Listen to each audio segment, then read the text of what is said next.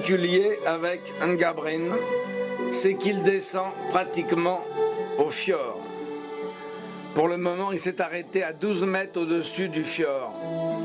La sensation de grandeur est très vive. C'est comme une sorte de retour à la période glaciaire. Le glacier de Svartisen, avec ses 700 km², est le deuxième glacier du pays. Le sommet le plus élevé est le Snøtting, qui culmine à 1599 mètres.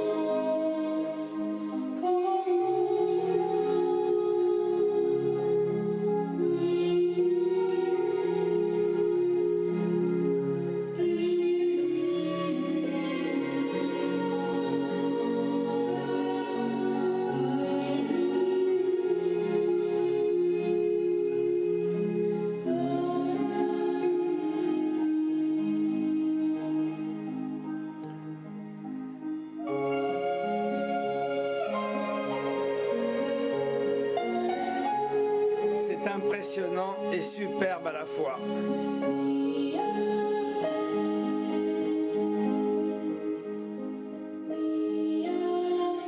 Nous embarquons dans les chaloupes.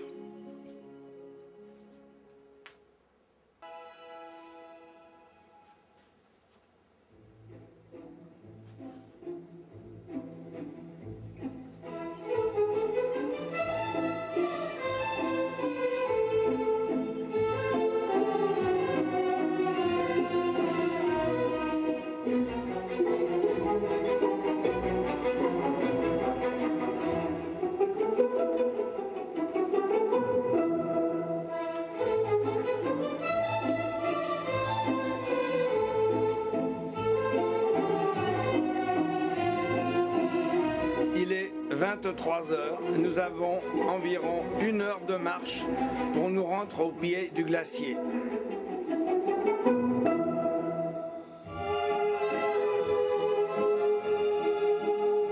Il n'y a pas de soleil, mais le temps est très clair. Ces splendides fleurs de montagne que nous voyons partout en Norvège.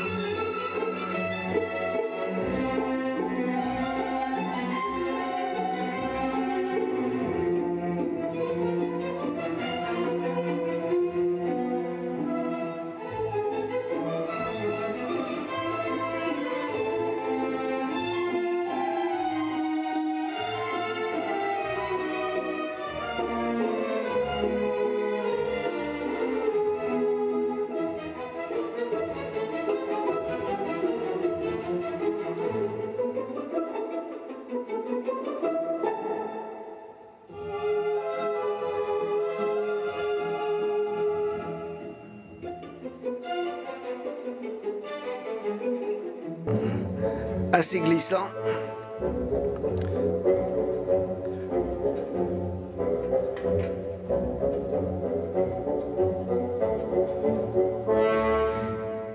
Il est là, à quelques pas de nous, on pourrait presque le toucher.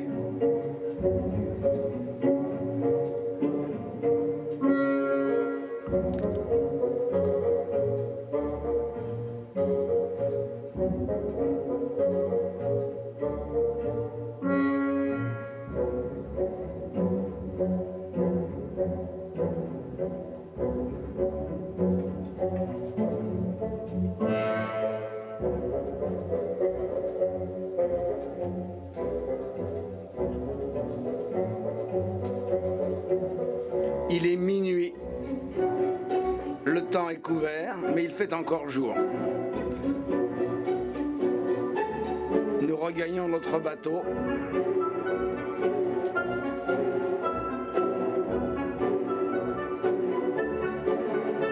Il pleut très légèrement. Une boisson chaude nous attend pour nous réconforter, bien que la température soit loin d'être aussi froide que dans le Spitzberg. Nous devons avoir une dizaine de degrés.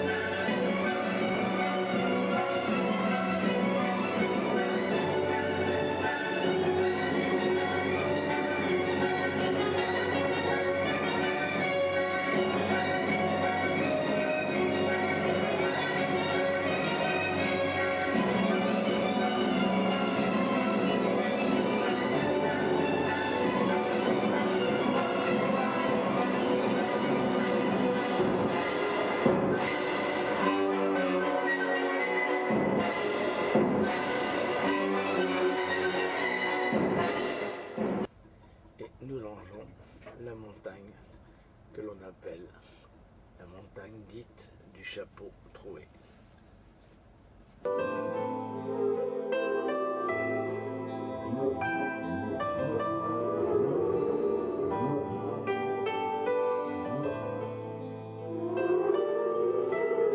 Petit moment de détente sur le pont, baigné de soleil.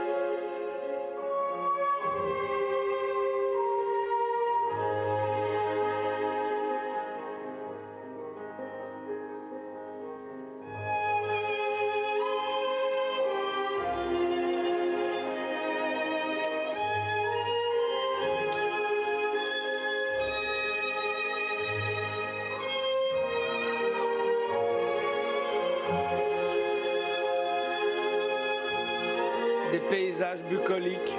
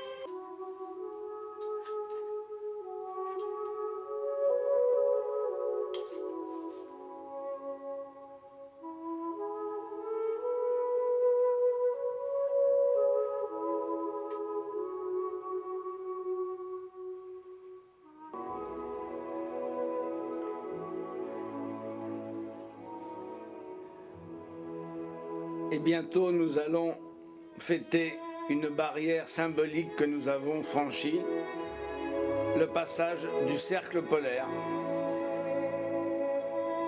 Une petite cérémonie va se dérouler, organisée par les animateurs de l'Adriana.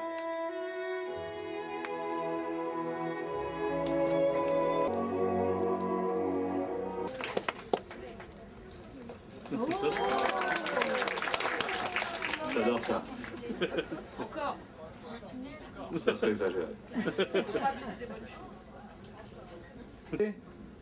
Adrianette, Adriana, Lapone, Lapon, Spitzbergien, Spitzbergienne, mesdames et messieurs, chers amis, du 24 juillet de l'an de grâce 2003, vivre ensemble.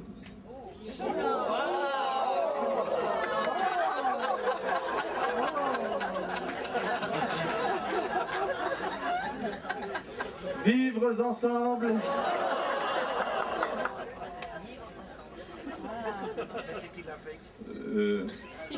Passer ensemble un des événements majeurs de notre croisière. Mais pour cela, il nous faudra auparavant demander humblement au maître des flots, au grand chevalier des sardines et des tritons, au Johnny Hallyday des mers, à Neptune, le seul et unique, l'autorisation et la clé magique qui nous permettront de passer sans encombre.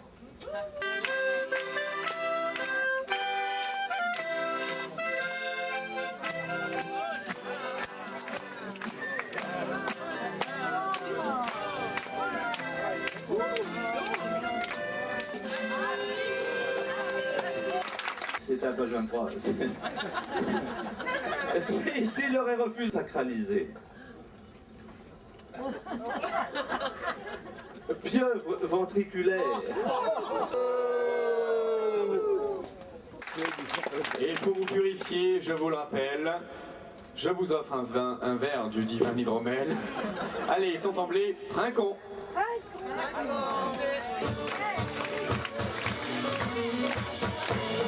Mesdames, Mesdemoiselles, Messieurs, le commandant Radovan, Neptune et sa cour.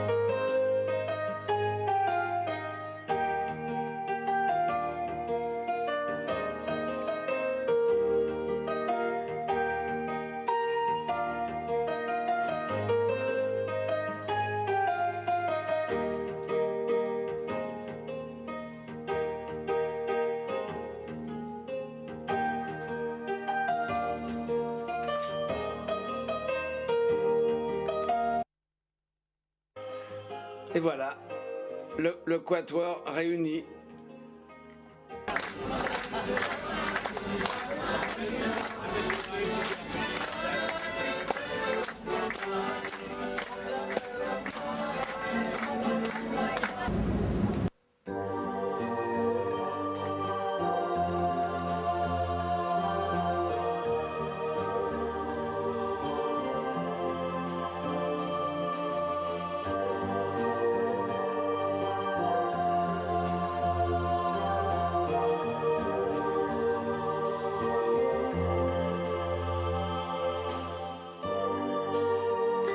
Nous approchons maintenant d'une plateforme pétrolière.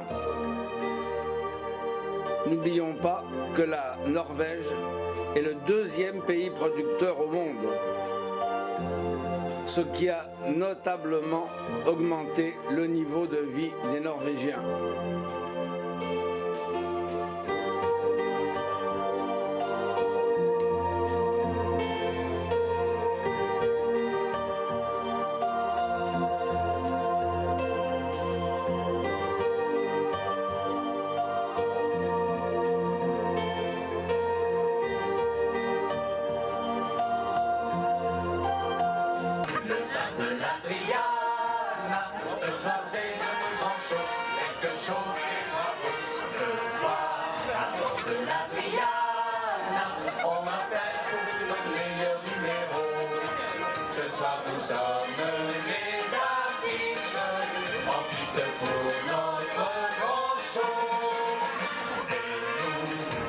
De l'Adriana, toujours prêt à vous servir, toujours prêt à vous faire cette croisière.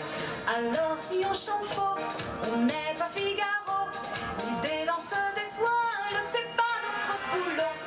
Ni des longues danseuses, Ni vœux, ni chanteurs, mais ce soir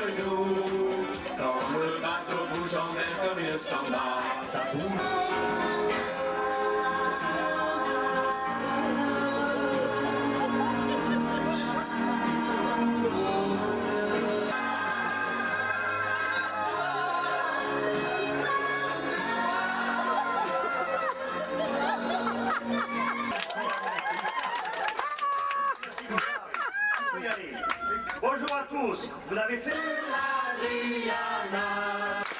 Mesdames, Mesdemoiselles, Messieurs, l'équipage de ce soir. Oui. Patrick. Catherine. Thomas. Et voilà, après cette soirée souvenir offerte par tous les animateurs de l'Adriana, qui fut vraiment fort sympathique, nous revoici sur le pont. Il est environ 23 heures et le ciel est toujours très clair. Avant-dernier jour, jeudi matin, nous rentrons maintenant dans le Geiranger Fjord. Long, profond, encaissé, il foisonne de toutes les splendeurs qui ont rendu célèbres les fjords norvégiens.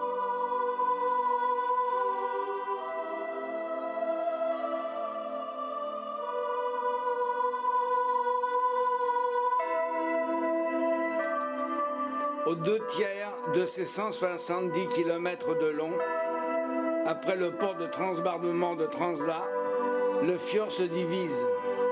Le court bras de droite mène au joli village de Hellesylt.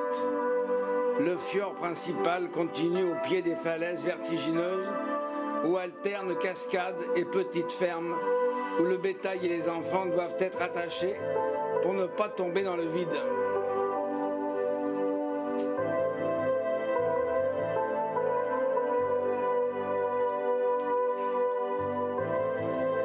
On dit que la seule façon de conduire une vache là-haut est de l'y amener quand elle n'est encore qu'un veau.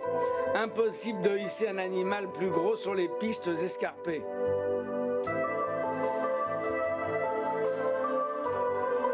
Les cascades qui se jettent du haut de la falaise ont reçu des noms fantaisie. Les 7 sœurs, le prétendant, le voile nuptial.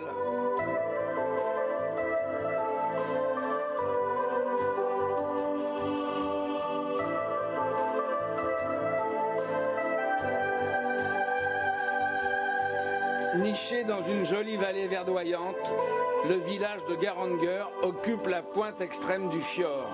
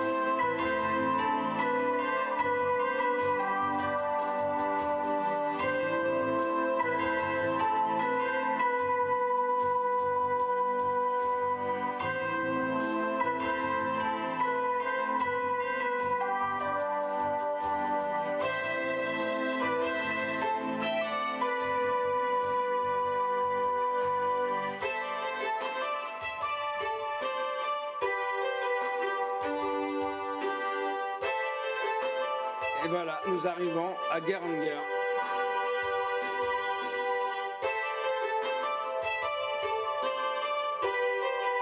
Les cartes d'excursion montent en zigzagant jusqu'au Flidheijuf, un point de vue dominant la localité qui est peut-être l'endroit le plus photographié de tout le pays. De là-haut, les bateaux croisent dans le fjord, paraissent de simples jouets.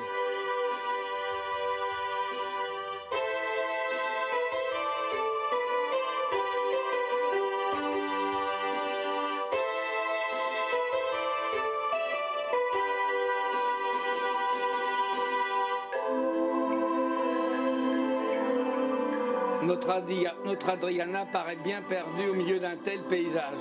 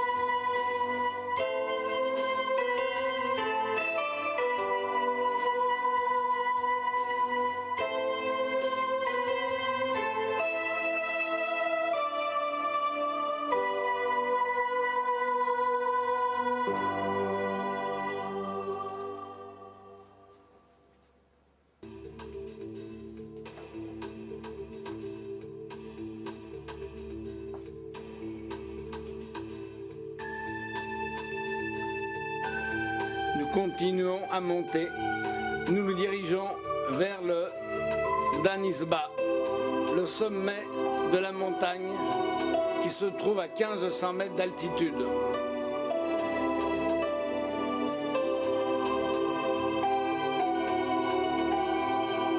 Le panorama est impressionnant et on a une vue sur les glaciers et les Alpes de Sunnmøre au nord-ouest.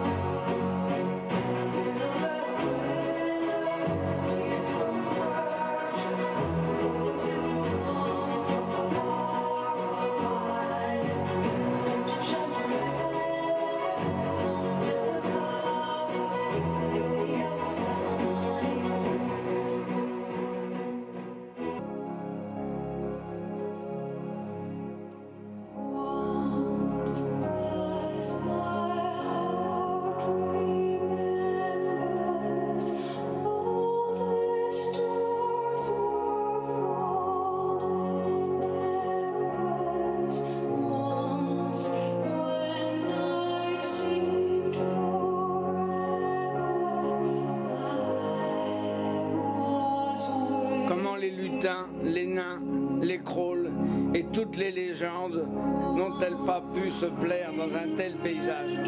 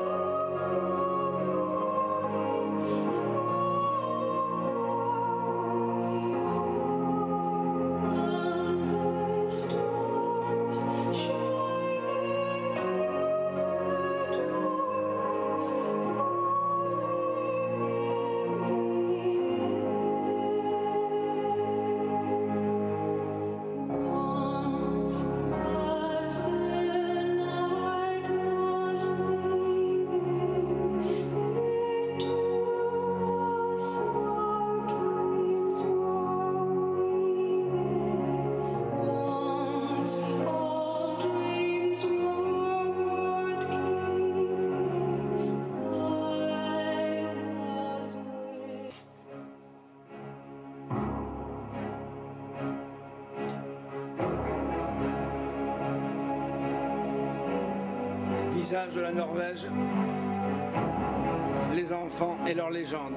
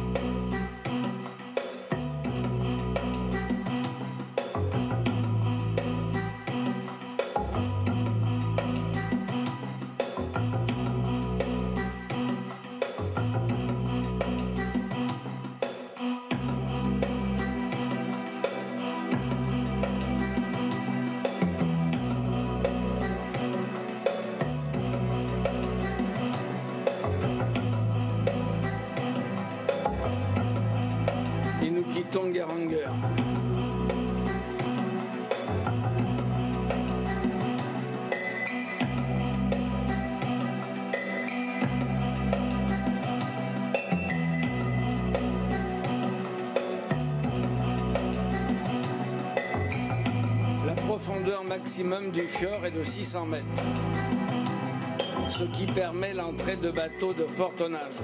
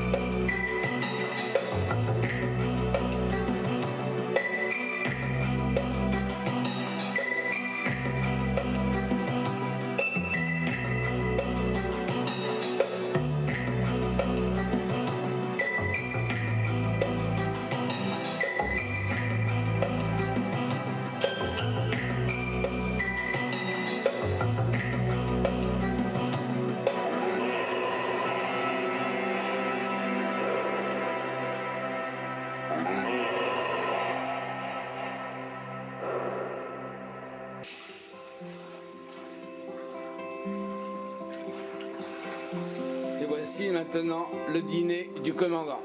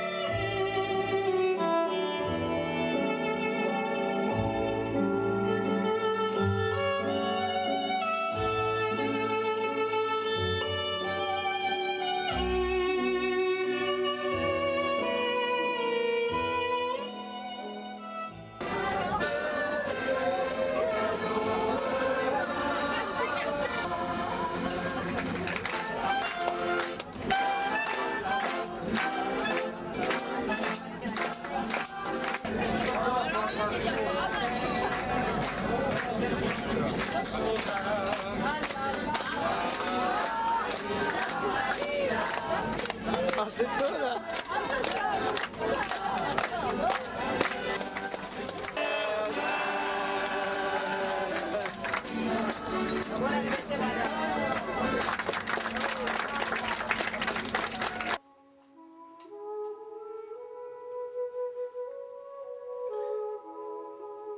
Dernière soirée, dernière nuit sur l'Adriana. Nous avons encore une fois un ciel et une mer magnifiques.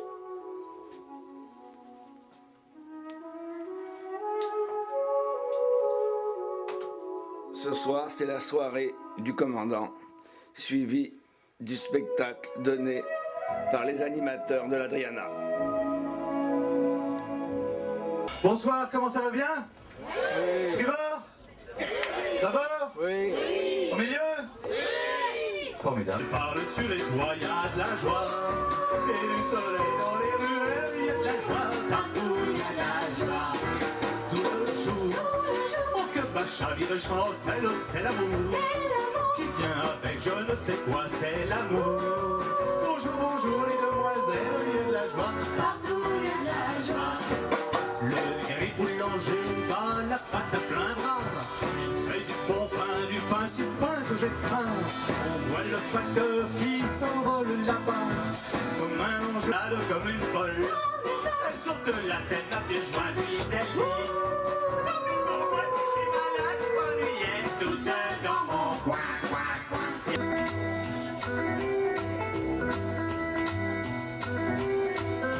Quand il ne rentre pas trop tard après la tournée des bars, oui je l'adore, oui je l'adore.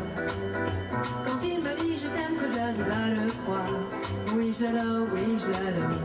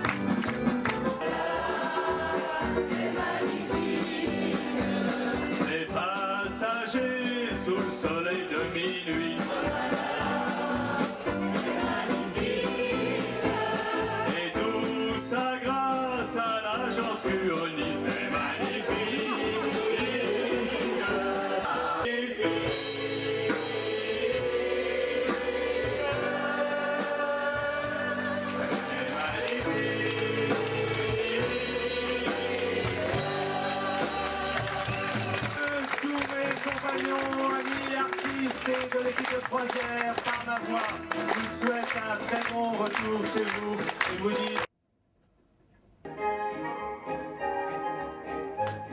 Vendredi, nous allons arriver maintenant à Bergen, deuxième ville et premier port de Norvège.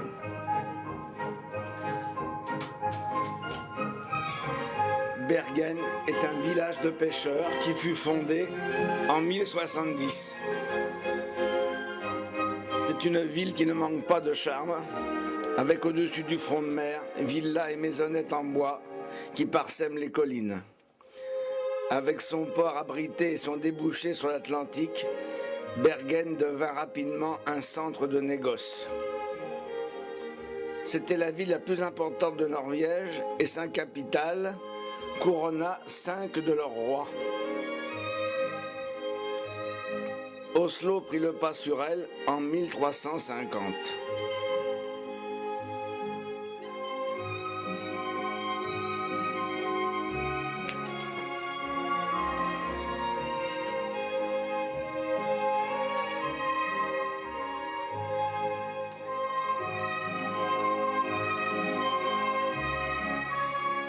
Et là, nous disons vraiment au revoir à l'Adriana. Nous montons dans les cars et les bagages nous retrouveront à l'aéroport.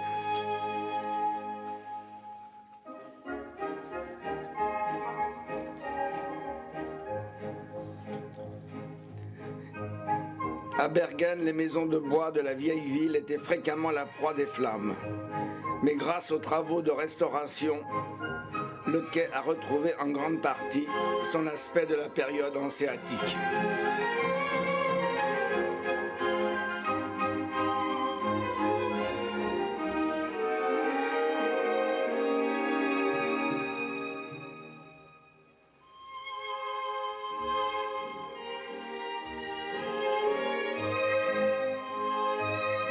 Des maisons à pignons de bois, plus ou moins penchées, bordent le quai nord de Wagen.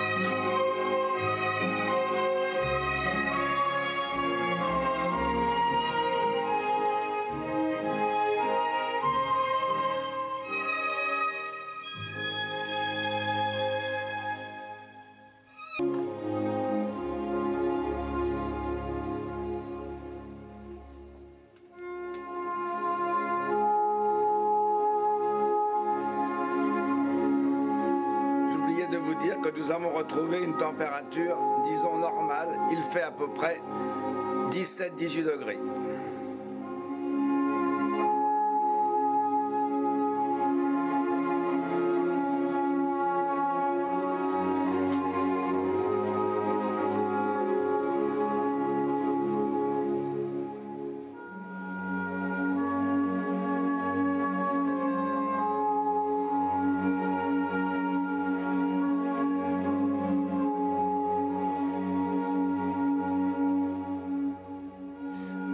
Nous allons arriver bientôt à Torget, la place du marché, qui se trouve au fond du port et se couvre chaque matin d'une collection de stands colorés vendant du poisson, des fruits, des légumes, des fleurs.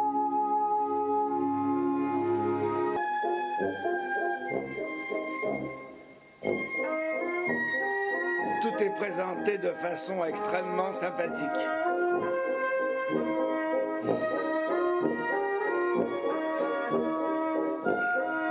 Le saumon, bien sûr, règne en maître sur les étals. On le voit sous toutes ses formes.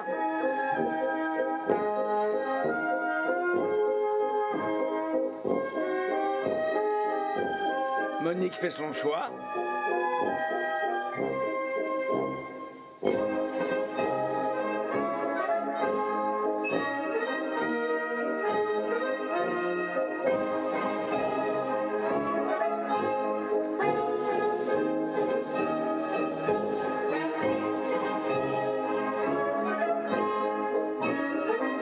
petite faim, des sandwichs au saumon ou aux crevettes, irrésistibles, vous tendent les bras.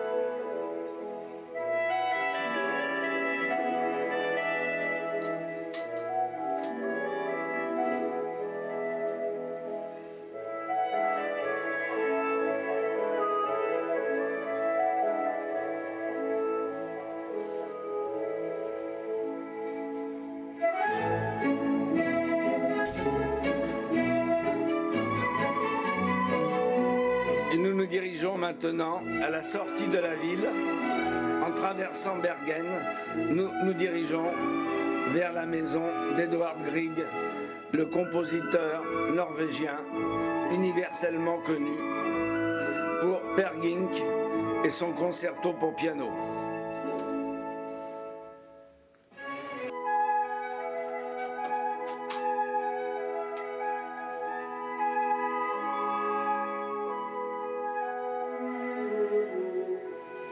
Une maison de bois penchée sur une hauteur, la colline des Trolls, fut de 1885 à sa mort la demeure du compositeur Edvard Grieg. La maison est demeurée telle qu'elle était alors. Les lunettes de lecture du compositeur, sans monture, sont posées à côté d'un livre ouvert et son piano sert encore lors de récitals. Au pied de la colline, la petite cabane où il travaillait donne sur le lac Nordas. Et les cendres de Grieg et de son épouse Nina, cantatrice d'opéra, reposent non loin de là, à flanc de coteau.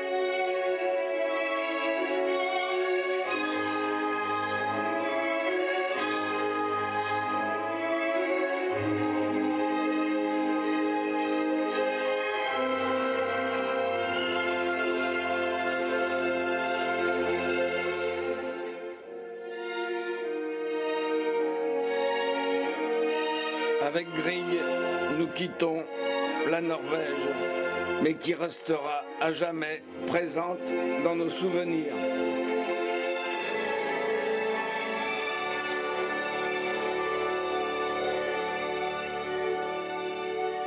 Cette croisière qui nous a menés si loin au nord, jusqu'au Spitzberg,